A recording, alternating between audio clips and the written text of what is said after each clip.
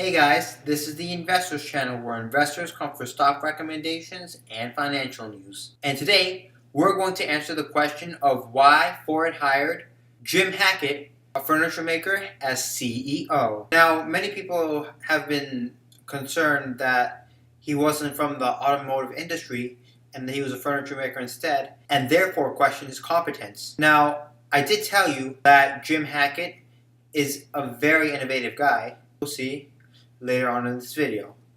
And here, The Atlantic agrees with me as it says, Hackett became a devotee to an approach to product development known as design thinking, which rigorously focuses on how the user experiences a product. So yeah, basically guys, he is focused on consumer experience, on would the consumer be happy to use the product, would the consumer find the product easy to use. Now, while many other car companies may overload their car with numerous features, like too many that the consumer doesn't even know which functions are which, that's a problem. However, Hackett is focused on making the cars easier to use.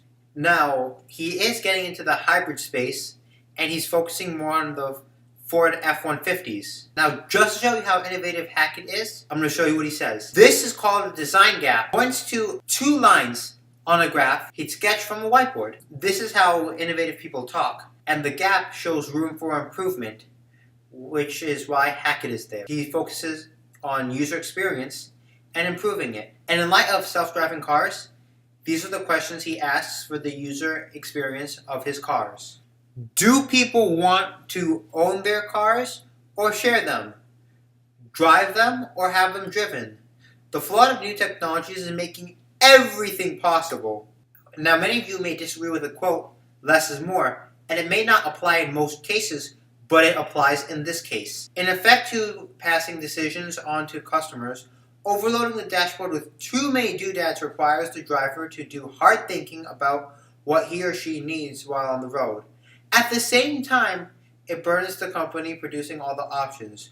We need to give consumers a narrow set of choices. Well, it makes sense to do it that way because if consumers have too many choices, they wouldn't even know what to choose. Like, for example, you can have music come out of the back of the car, the front of the car, or the sides. But if you just have, say, music comes from all sides of the car, then it's less confusing. And also with this button, that button, that button, this button you can press, it's too many buttons. Which button does what?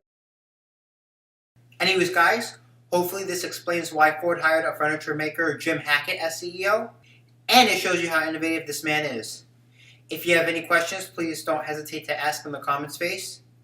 If you like this video, please don't forget to smash that like button, subscribe with bell notifications so you never miss out on another video, comment letting me know if you have any questions or concerns, and share. Once again, this is the Investors channel where investors come for stock recommendations and financial news.